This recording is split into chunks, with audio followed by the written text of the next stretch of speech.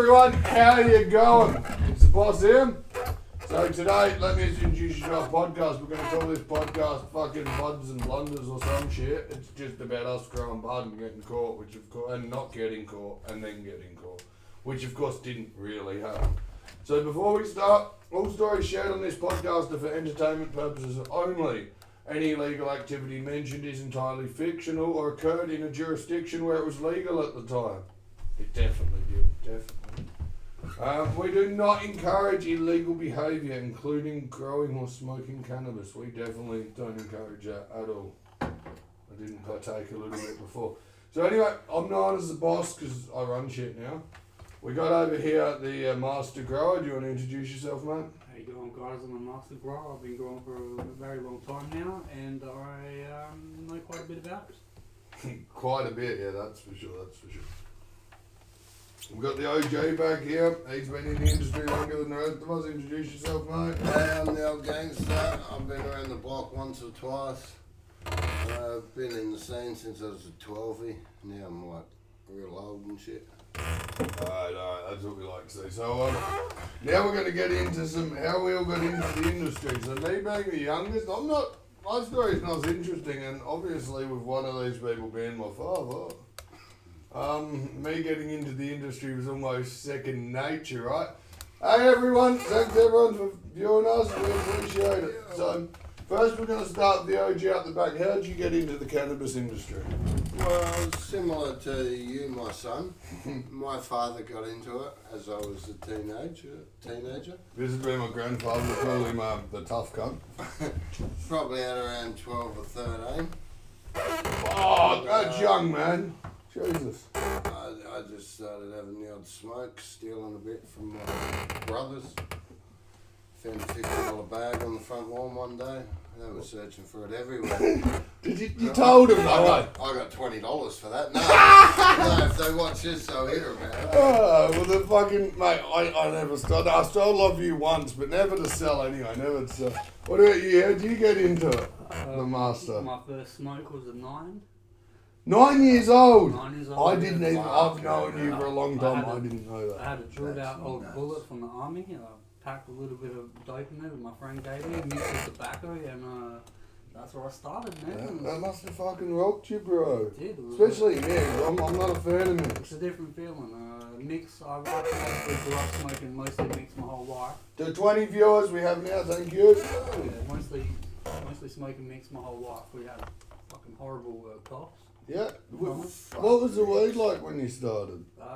Weed was pretty average from some sources, and when I got to about 12, 13, there was about 2 strains going around, Jack Herrera and something else, and it just blew your fucking socks off.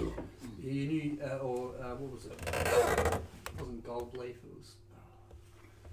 I might have to stop you for a second. Jack Herrera. Man, didn't you used to run that when I was a kid in the rooms back at fucking in the Downs? Maybe. I remember you talking about that when I was fucking knee-high to a grass helper, plugging in hose connections, dude, helping getting the rooms going. I reckon it was Jack Herrera back then there. Oh. I ran Jack for a couple of years. Big Bud was a... I've heard that. Yeah. I don't have much experience. Fluffy, beautiful, smelled beautiful. I actually hallucinated the first few times I was smoking, like a proper dank weed. Oh, so it was good back then? Oh yeah, it was excellent. Interesting. Now for me, I was 17, even though my father, my granddad, fucking smokers. I had it around me, helped set up grow rooms when I was under 10 years old, guys. That's fucking... Put that into perspective. Well, you were going to fucking like, what, year 4, man? I was setting up grow rooms and I go and doing my tests the next day. Fuck! But yeah, for me, I didn't want to smoke. I actually wanted to go legit, follow the legal route. So that all came undone when I was 17. I started smoking with a friend from high school. And yeah, I've loved it fucking ever since, man. It shouldn't be illegal.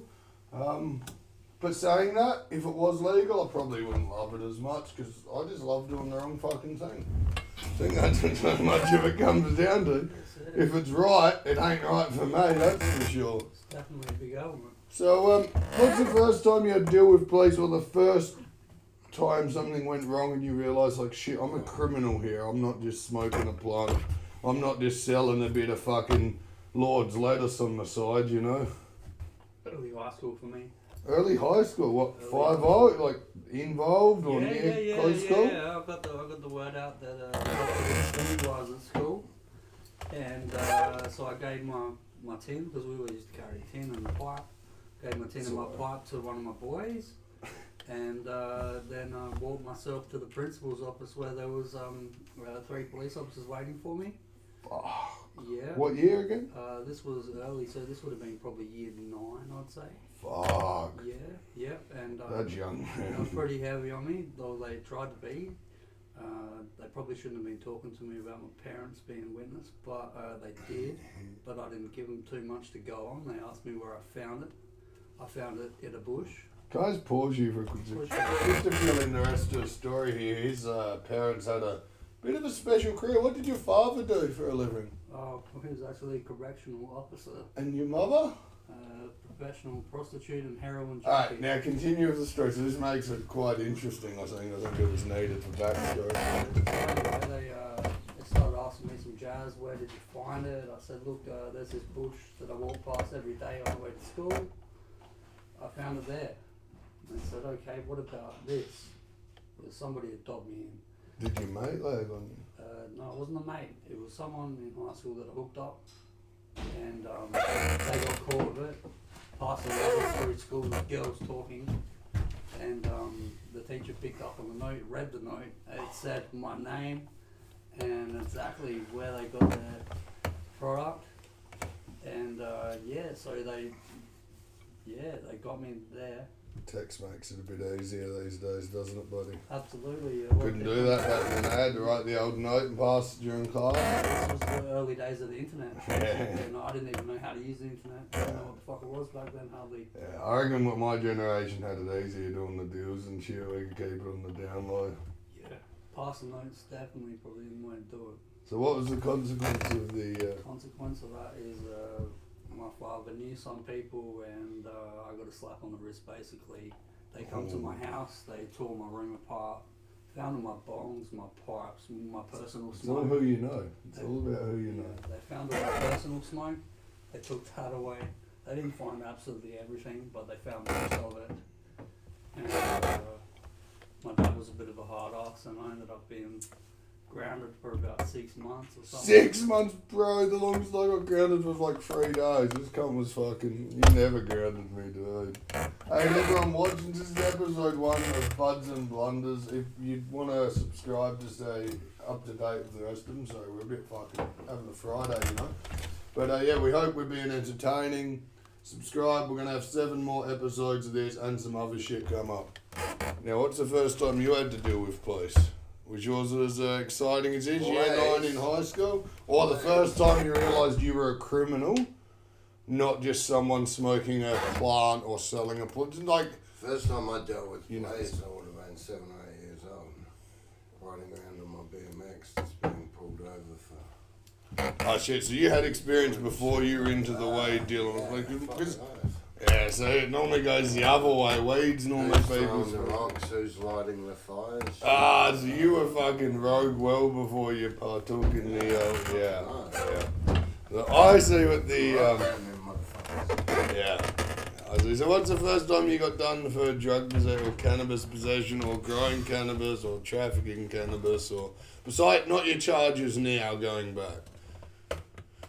Just for the record, this person, yeah, my lovely father's on trafficking a large commercial quantity of cannabis at the moment. Well, Not actually, guilty, not guilty. it's an attempted traffic and a traffic of commercial quantity, but we Not got guilty. some good lawyers. We're fighting that. Obviously, he did not do that, and we don't condone breaking law once again. We don't break the law. Yep. So, what's the first time you were done with cannabis?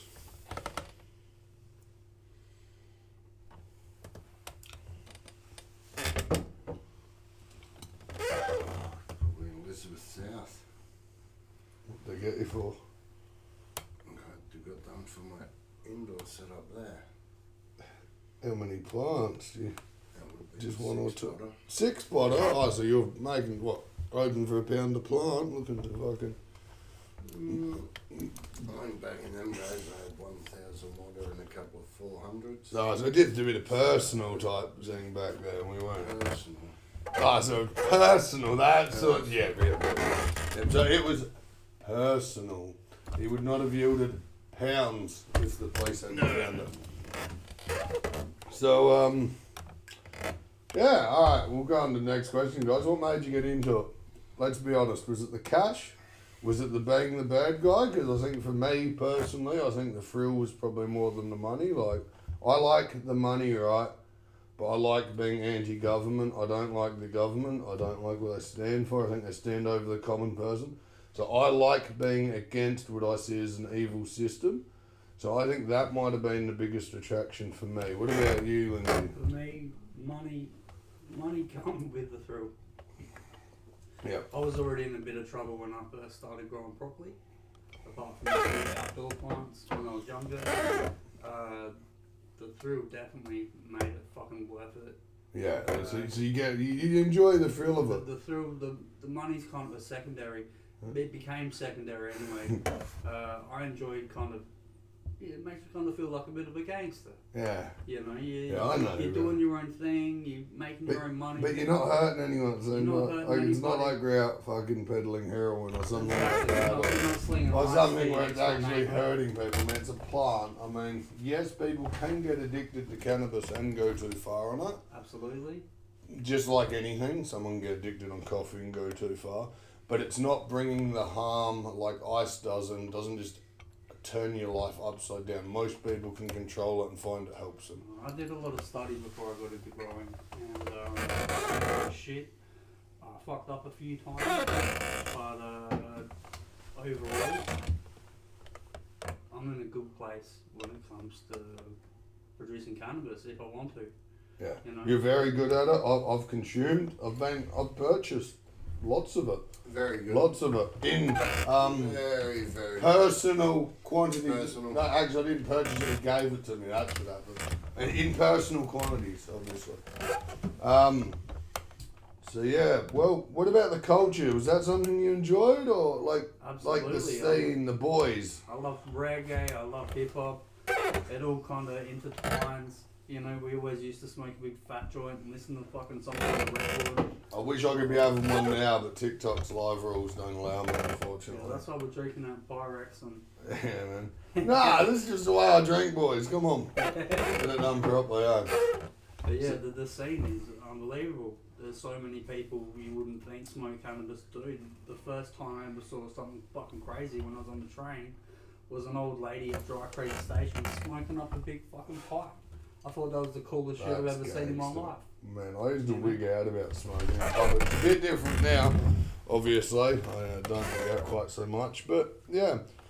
The OG. So, I know a little bit. Now, I can say personally, being his son at the time, he did not get into this for non-money reasons. Now, I've never asked him his exact reasons, but I know money was the driver, but let's find out. So, was it the cash, Dad, the thrill, or the culture? The culture. It's about being someone, doing something, being that person you go to see for something. It's like being a really good mechanic, a really good car driver, a really good motorbike rider. You want to be really good at something, and that's what I was really good at. But you could have been really good at anything you put your mind to. Why'd you put your mind to cannabis? Because I grew up around it. I've seen it. Do you enjoy it? Is it? Fucking love it. There we go. And that's the reality of what I think we all have in common with the industry. Even if you're an ex-consumer, I think anyone who stays in the industry does have a deep down love for it. Now, I know my father's passion's fucking great for it. Like, he really has a passion, and so does the grandfather here, man. He's really got a passion, as myself. Obviously, the industry's changing, going into medical cannabis now. It's good. It's really good, but I don't like that the government runs it. Once again, fuck the government. So, we're going to try and get into some what we've learnt and what you shouldn't do if you're watching this and you're into the cannabis scene or thinking about getting into it, or any illegal scene for that.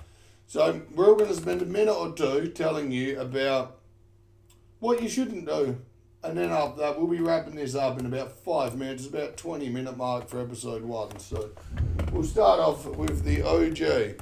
Lessons learnt throughout your time in the industry, how to stay safe, and your biggest recommendations to newcomers who don't want to spend a long time in jail. Don't trust women. That'd be number one. Don't trust friends who you think are your best friends. Be very careful who you lay your trust in. People you never expect to turn on you will turn on you. That's a good point. That is a very, very good point. Just a quick fact I'll slip in here, boys. Did you know that approximately 90% of all drug raids in Australia come from information received via a tip-off? Absolutely. So that's just some numbers for you, right? So out of every 10 people that get raided and charged with drug trafficking, 9 of them, it was their best mate, their business partner, or most of the time their ex-girlfriend that done it. So literally, you can be 90% safer by just keeping it to yourself. Always shut your fucking mouth. No matter what you do. You got any more advice to newcomers coming into the That's industry? the best I'll give to start off. That's about all you got for episode 1. We'll let some more go later on. What about you? What have you got to finish off with for some advice, tips, tricks, how not to get caught? And how to live a good life while living in the scene too. Cool. Always stay humble. Don't think you're bigger than you are, because when the money comes in, a lot of people turn and they think they're a lot bigger than they fucking are. Money's temporary. Your safety on the streets is not. Don't be stupid. Don't fucking tell crazy stories about yourself where you're the man in every story and all this kind of jazz. It's not worth it. When it comes to getting into the industry, be open to new advice. Don't just not know back because you think you know better. You're never gonna know better than somebody who's been doing it 20 years or 30 years, 40 fucking years. So take in small amounts what they say. Don't do absolutely everything they say. Definitely don't be cheap. All right. When you're putting money into something where say you're gonna net 60 to 80 grand out of, don't be scared to spend 5, 6, 7 grand if you have to update your stuff, get everything running right. Buy LEDs. Buy LEDs. LEDs are the newest, coolest fucking thing. Don't be scared to use them. Massive heaps of them, boys. Don't be scared to use them. The quality increases. It's unbelievable. You can get them closer to the plants than ever. Not like your old school Baggies where you're gonna burn shit when it gets too. Well, you still can burn. Just play around with it a little bit. What else? PGRs. Stay the fuck away from PGRs. When you get someone to tell you you're gonna net twice as much, Stay away. your quality's gonna decline unbelievably. And you're hurting people. You're hurting people. People are going to be smoking fucking poison, and you didn't get into the game to feed people poison. So stay away from that shit. If you did, you'd be selling gear, not worried. Absolutely, you might as well be slinging gear to your next door neighbour that's got fucking 6 kids. Just do the right thing.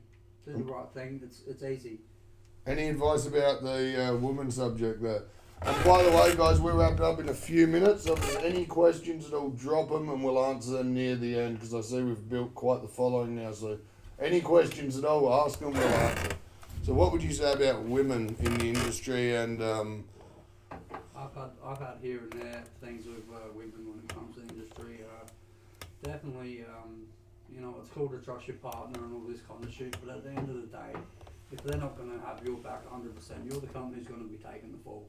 So be careful what you say. Don't let them know absolutely everything you're doing. They might know that you're growing and whatever, but don't tell them too much. As soon as they know too much, it's easy for them to turn on you. Right? They can fuck you in the ass faster than anything. Maybe you can't hide it all, but you don't tell them details. Yeah, absolutely. You can't hide it all. They know what you're doing. They know the end product. That's all they need to know. Don't go into detail. You imagine losing all your income streams at once. I've recently gone through it and had to start from nothing. You never, ever expose yourself in all income streams, guys. It's just fucking stupid. You don't do it. It's stupid. It's like jumping off the fucking building. It really is. It really is. So look, guys. All right. Well, I'll wrap it up. My biggest advice is don't trust women or your friends. Really, you should do it for yourself where you can. Obviously, you can get bigger with a crew, guys. That's obvious. You need a crew to get bigger. But these people, you need to have known 5, 10 years. If you're 20, man, and you're getting into it, and you've met Jono that's into it a year ago, and you think you and him are going to be business partners and it's going to go fucking great, hold out a few years. You'd be surprised who's there once you put a 5-year marker on the friendship. And with women, they can never know details, because when things go bad, when they decide they have had enough of you, they will sink you. No matter how nice they are, no matter how great they are, they will fucking sink you when they're ready to. So that's just something you have to keep in mind, alright? Tell them minimum. Alright, you don't have to lie to them, just tell them minimum. Right? Tell your mates minimum, keep it to yourself and you'll succeed. Alright, and obviously don't be dumb, you know? Don't go and pull your first crop, make 100 grand. So let's say you've done your first big crop, you've made $100,000, whoop-de-doo. Seems like a lot the first one. You know, we'll think it's fucking heaps. But don't go out and buy that fucking BMW, you know, that costs you 90 grand just because you can and you've still been working a job. Because every cunt's going to get jealous, and then John, Sue and fucking Bill are all going to be ringing Crime Stoppers and being like, Jono's just got a new car, but he's a fucking garbage truck driver and makes 50 grand a year. He's telling everyone he paid for it cash and has no loan on it. I reckon he's dealing drugs, you know? Stay humble, keep your money in your pocket. Don't let anybody know what you got, what you're doing and when you're doing it. Exactly. That's it, guys. Any final words? We've got no questions here, boys, so we're going to leave it there. This is episode 1. We're going to do episode 2 tomorrow. So these are daily episodes. So episode 2 of Buds and Bludgeons is coming out tomorrow evening. It'll be live streamed at about 7:30 p.m, 7 p.m, anywhere besides SA. So we'll see you all then. Thanks for watching. Follow me. And yeah, have a great night. Hope you get high and drunk and fucking enjoy it, guys. Take care. Don't deal too hard. Yeah, boy.